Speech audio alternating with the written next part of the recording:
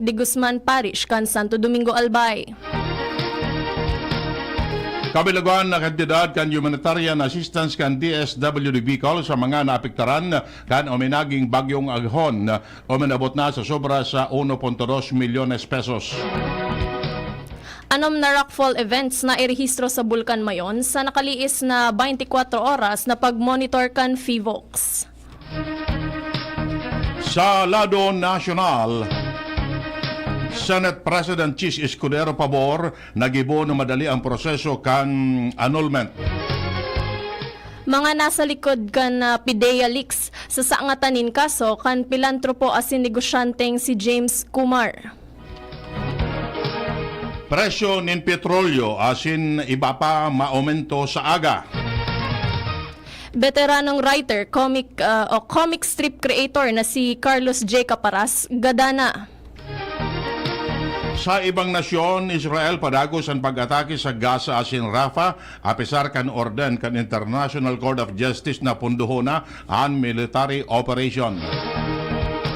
Baretang Sports, alas Pilipinas na sweep ang Pool A matapos daogon ang Chinese Taipei. Detalles kan Bareta. Enot sa lado lokal.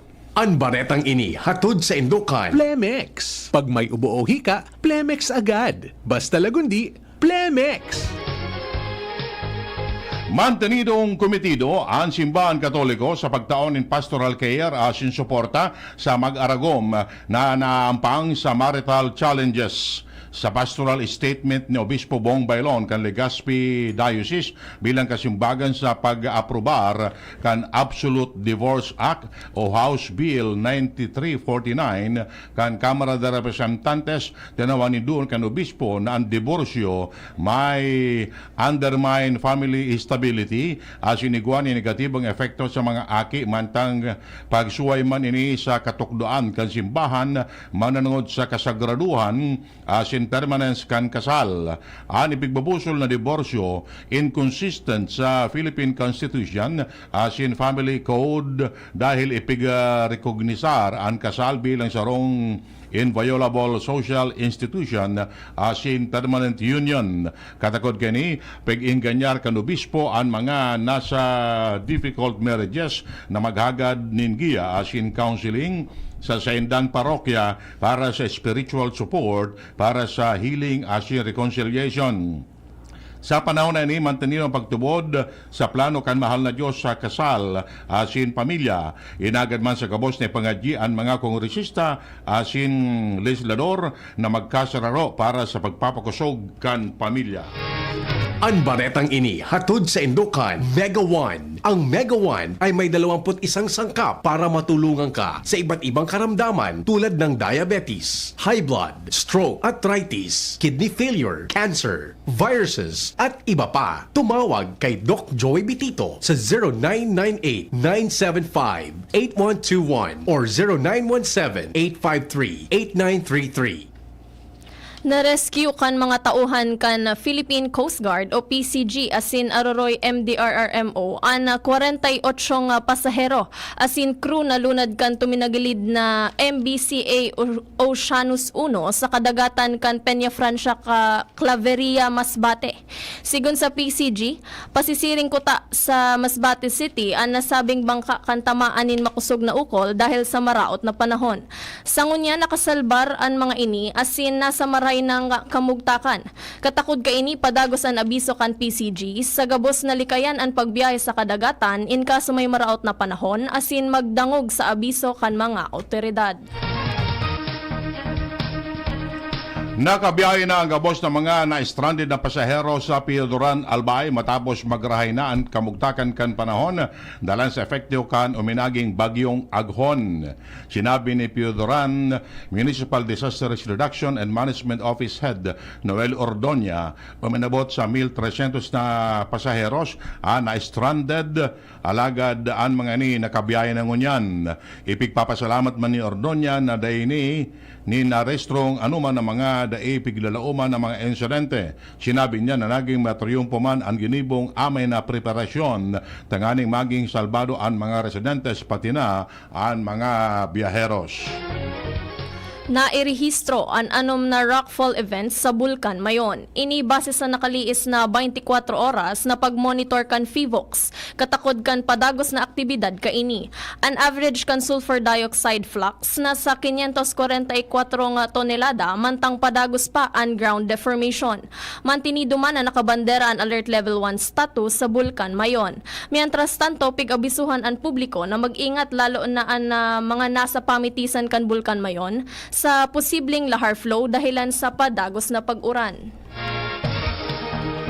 Nagtagama si Ako Bicol Party List Representative Elizalde Co, pamayo kan House Committee on Appropriation nin 500 milyones pesos para masiguro na estable asin malalauman ang supply ng kuryente sa Albay. Sigun kay Ko, target niya na mas pakusugon pa ang Albay sa paagi kan pagtataon nin estable asin epektibong supply ng kuryente. Sinabi niya ang pagpapakaray kan power infrastructure bako sa nang pigtatawan kanining solusyon ang issue kan brownout sa probinsya. Apere digdig, piglalatag man ang kan magiyon na futuro sa paagi kan pagpapakusog kan sa tuyang ekonomiya. Ini makakatabang para makainganyar nin mga bagong negosyo, magkrear nin empleo, asin dakulpang trabaho.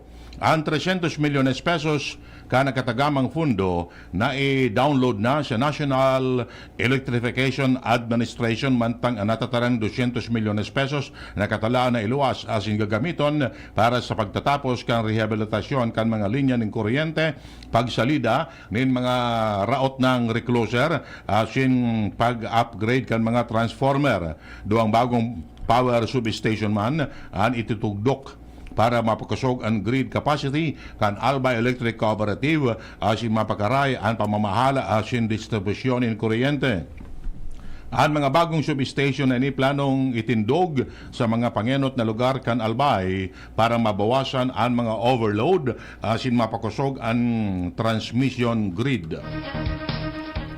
Maugmang ipigselebrar kasuhapon sa St. Dominic de Guzman Parish kan Santo Domingo Albay kan Basic Ecclesial Community an saradit na komunidad nin Pagtubod o Sakop Day.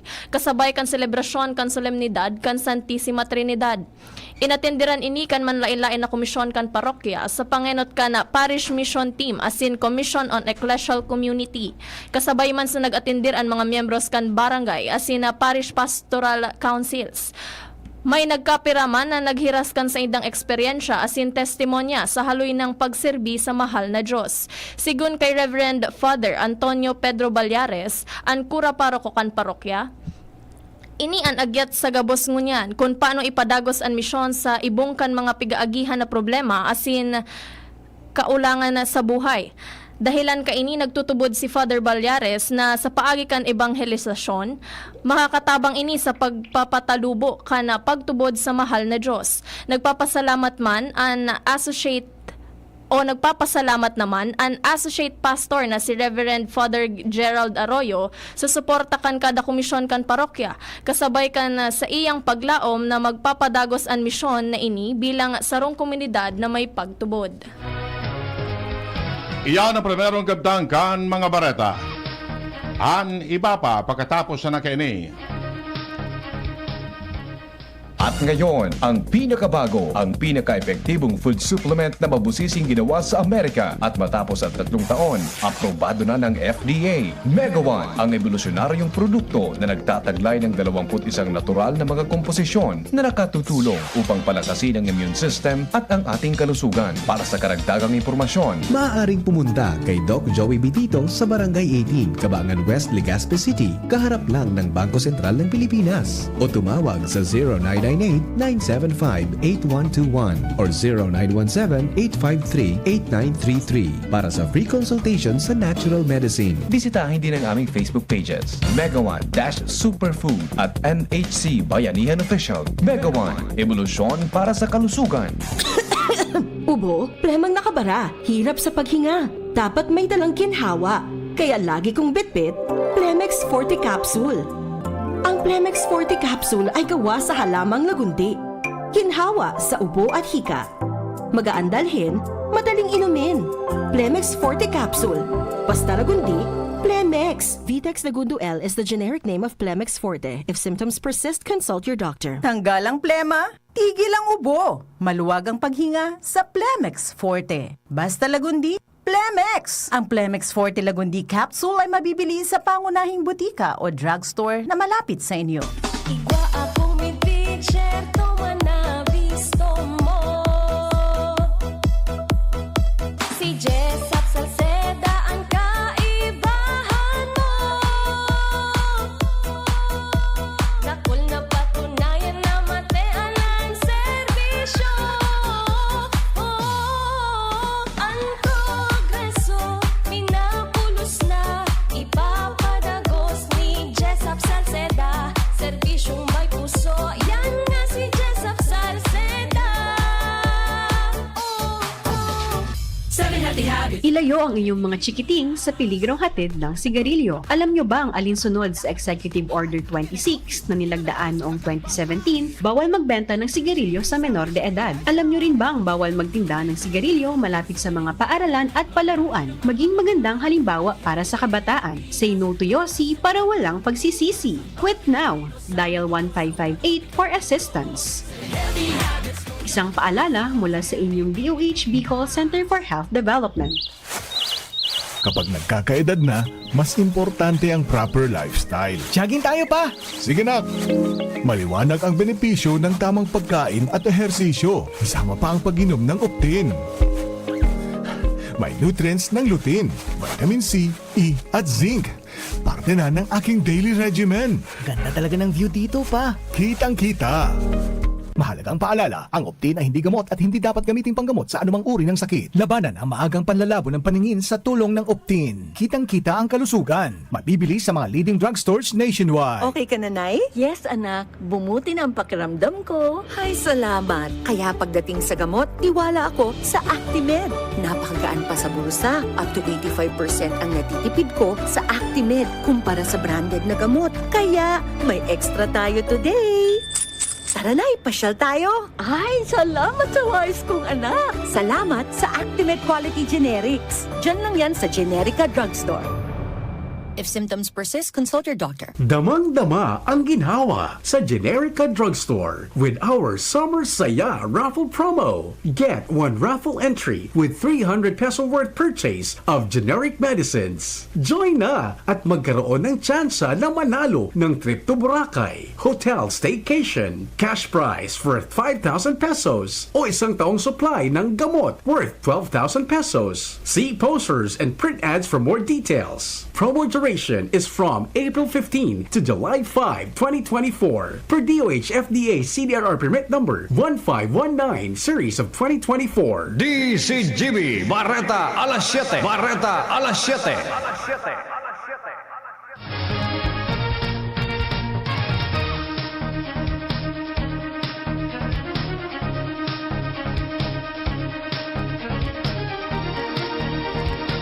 Detalles kan Bareta sa Lado Nacional.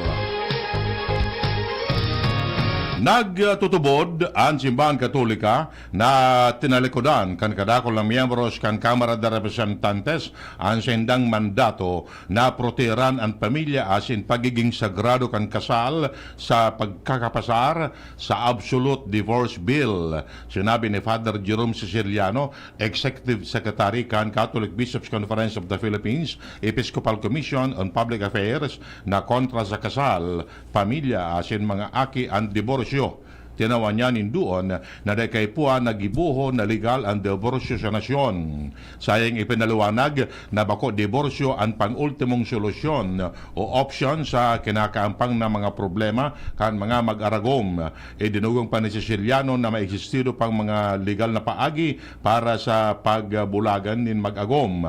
Magagarumduman 121 kongresista ang nagpabor sa propestong lakdang, mantang 109 naman ang nagkontra, 20 ang nag-abstain. Sa ibong na sa bilog na kinaabahan, solamente ang Pilipinas as in Vatican City sana ang daing lay may kinaaraman sa diborsyo. Pabor si Senate President Francis Chis Escudero nagibuhon sa abot kaya ang kantidad asin gibuhon na mas madali ang proseso kan annulment susog sa Family Code. Ini ang pahayag ni Escudero matapos na maipasar kan Miyerkules, Mayo 22 sa House of Representative ang kontrobersyal na divorce bill. Paliwanag ni Escudero na magiging barato ang annulment kung tutugutan ang Public Attorney's Office o PAO nakaputan ang mga kaso kaini asin gibuhon na malinaw kan Kongreso ang gustong sabihon kan psychological incapacity na saro sa pigagamit na basihan sa pagsumiter nin petition for annulment. Dagdag pa niya na may desisyon naman ang Korte Suprema na dai na kaipuhan nin psychologist para patunayan ang psychological incapacity. Katakod kaini sinabi ni Escudero na wara siyang sasabihon na pabor o laban sa propwesto. Gibuhon na legal sa nasyon ang diborsyo. Sinabi niya sa issue kan divorce conscience asin personal vote ini. Daing party, daing majority, daing minority and stand digdi. Personal na desisyon base sa indang paniniwala asin relihiyon na an mangyayari sa kada senador. Asin bilang presidente kan Senado, wala siyang plano na magdoon pabor o kontra digdi. Iba pang detalles kan Bareta. Masusundan pa ang pag-aumento kan presyo nin mga produktong petrolyo ngunya na simana. Sa kalkulo kan mga kompanya nin petrolyo pwedeng mag-aumento ang presyo nin gasolina poon 20 sagkod 50 sentimos kada litro. Ang diesel madudugangan nin poon G sagkod 40 sentimos kada litro, mantang ang kerosene maaumento nin poon 20 sagkod sa lapi kada litro. Saro sa pigiling na dahilan sa panibagong aumento sa presyo dahilan sa pagbaba kan kantidad kan piso kontra sa dolyar kan Amerika. Base sa monitoring kan Department of Energy poon sa paglaog kan taon 7 pesos 15 sentimos na ang itinaas sa presyo nin gasolina. 4.45 sa diesel asin nagbaba man in 1.35 ang presyo nin kerosene. Pipariparo ni Senator Sherwin Gatchalian ang bilog na energy industry para sa makaskas na pagbalikan operasyon kan mga power generating plants. Sa tahaw man ini, kan napadagos na deklarasyon nin red asin yellow alert status sa dakol na lugar sa nasyon dahil sa kakapusan sa supply nin kuryente. Tinaawan nin doon ni Gatchalian na kinakaipuhan na mapalangkaw na ang kapasidad kan nasyon kung ang gusto iyo ang kamtang ang mga economic growth targets.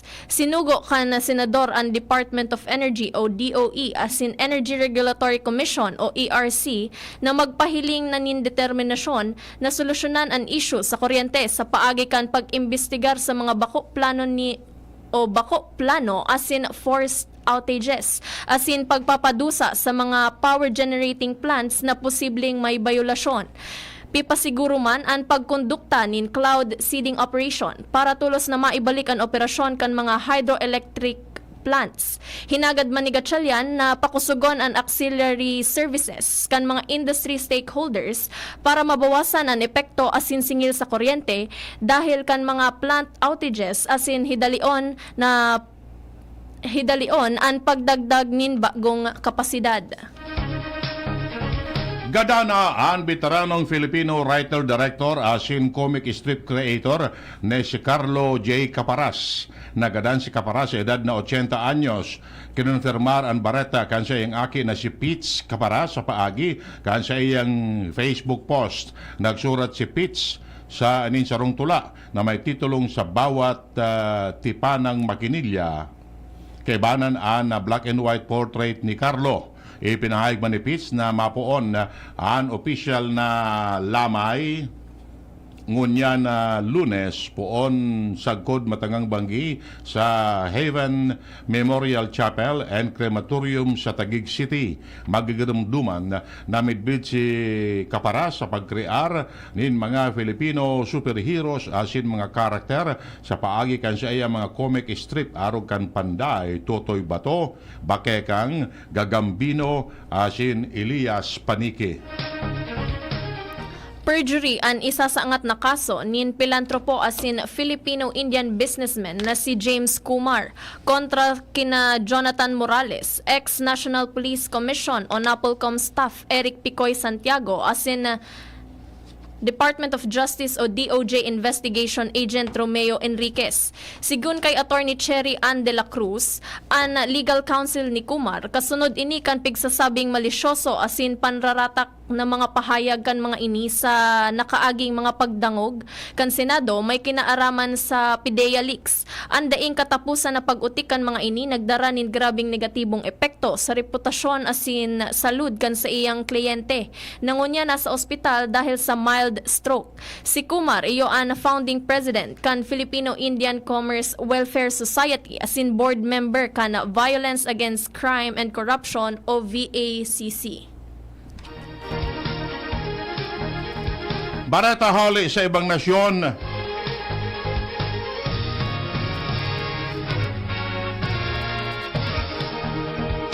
Apisar kan orden kan International Court of Justice na tapuso na ang military operation sa Gaza asin Rafah. Padagos manggirara ang pagigibong pag-atake kan Israel sa nasabing mga lugar kung saan nagkaparang buhay na ang rehistro na nagkagaradan. Sigun sa ruling kan ICJ, kay puan ng pundohon kan Israel ang pag-atake kani dalan sa immense risk sa 1.4 milyones na Palestino na kaistar sa Rafah, ang southernmost part kan Gaza. Kamautan kaning mapundo na ang naglalangkaw ng bilang kan mga nagkakagaradan dalan sa giyera asin ang padagos na humanitarian crisis sa lugar na nagresulta sa grabing kagutuman kan mga tao duman. Dalan sa daipagsunod kan Israel nang apudan ang si UN Special Rapporteur on the Occupied Palestinian Territories Francisca Albanese na dapat nang mag-imponir nin sanksyon sa Israel aron na sanakan pagsuspendir sa diplomatic political relations digdi. Baretang sports, mantinidong daing daog paman giraray ang Pilipinas sa Pool A kan 2024 AVC Challenge Cup for Women. Ini matapos na daogon ninda ang Chinese Taipei sa score na 25-13, 25-21 asin 25-18 sa kawat na ginibo sa Rizal Memorial Stadium. Nangen sa pagana kan alas sina Ea Laurel asin dating Ateneo standouts Vanny Gandler asin Faith Nisperos. Sa nakaaging apat na aldaw, magkakasunod na nanggana ang alas Pilipinas na an enot na dinaog ninda iyo an Australia, India asin Iran.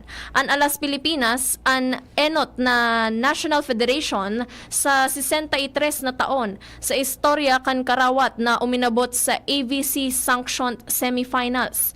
Sunod na makakalaban ninda ang number 2 seed na Kazakhstan sa Pool B na ang kawat gigibuhon sa Martes. Ultimo sa detalles kan bareta ang kamugtakan kan panahon nasa linya ang Pag-asa. Para po totoo yung forecast na aldaw ng Lunes, ang bagyong Aghon na kung saan nasa typhoon category medyo bahagya pang nagkusuga bang inimanyaw na duman sa may Philippine Sea sa may sirangan na partikang Aurora. Alas 4 ngunyan inaga, hurining mataan sa distansyang 105 kilometers, sirangan kang Baler Aurora. Sa ngunyan, ni kusog Indoros na harin sa sentrong nag-aabot sa 140 kilometers per hour, at may pagbugsukan Doros na nag-aabot sa 170 kilometers per hour. Naghihiro ini ngunyan sa direksyon na panorte-norteng sirangan sa Recasma na 10 kilometers per hour. Ang lugar man sa Bicol Region na igwa pang nakabanderang Tropical Cyclone Wind Signal. Ang signal na Tropical Cyclone Wind Signal number 1 nakabandera pa man sa western portion kang Camarines Norte, kung saan iyo yan ang mga munisipyo kang Santa Elena, Binsons, Labo, Kapalonga, Paracale, Talisay, Sipanganiban, San Vicente, asin Daet, asin kabali naman sa signal number 1 ang Calaguas Island. Samantala, nilalaw man na panahon sa Bicol Region ngayon na maghapon dahil man sa southwesterly wind flow o Doros na nagali sa Timog Sulnupan na dahil man sa kausangani kan bagyong Siaghon, nilalaw man ang mapanganuro na kalangitan na kung saan kusod di pamanan mga kalat-kalat na mga pag-uran asin pagkikilat pagkaguldon. May man nakabanirang gill warning sa ibang parte kan Bicol Region, alagad pinag-iingat pamanan mga nagagamit din mga saralitas sa kampiyan dagat ay nasahan pa man ang katamtaman hanggang sa maalo ng kadagatan. Yan po ang satuyang weather update. Talidig sa DOST Pag-asa, Ariel Samudio. Yan mga tugang nga detalyes kaan mga bareta ngonya na Lunes. Sa pangaran kan mga pagariba, Mardila, Jenny Matthew Balyaran sa Newsbase, Ramir Tanay sa Lado Technical si Riman Pag-asa. Kami po ganaray ang nagatod kan bareta. Salamat sa saindong pag-antabay. Ako po ang saro sa saindong mga nakaibahan, Jasmine Baloloy. Ako ma po si Edwin Peralta, nagsasabing salamat ka sa pag-antabay. Happy Fiesta Rapo-Rapo. Happy Fiesta Lidong Santo Domingo. And sa gabos ng mga barangay o sitio na ang patron Santa Florentina, Happy Fiesta sa Indo Gabos. And by the way palang, congratulations DSWD Regional Office sa Saindang Regional Sports Fest ngunya na Aldao dyan sa Bicol University Sports Complex. Nice meeting you, Padi Boboy Pasano of DSWD Region 5 and kay Bong pag-iriba mi sa AHEM. And good luck sa mga teams na kaya-rentra dyan sa Pakawat sa BU Sports Complex. Thank you very much. Masunod na ang napot ni Mr. M. Yan ang DCGB Bareta alas 7. Abangan giraray sa aga. An hapon, masunod na pagkalipas lang kaini. Mula ng pandemya, maraming nabago sa aming pamumuhay. Maraming naghirap, nagutom at nawala ng trabaho. Ngunit sa panahong iyon, hinikayat kami ni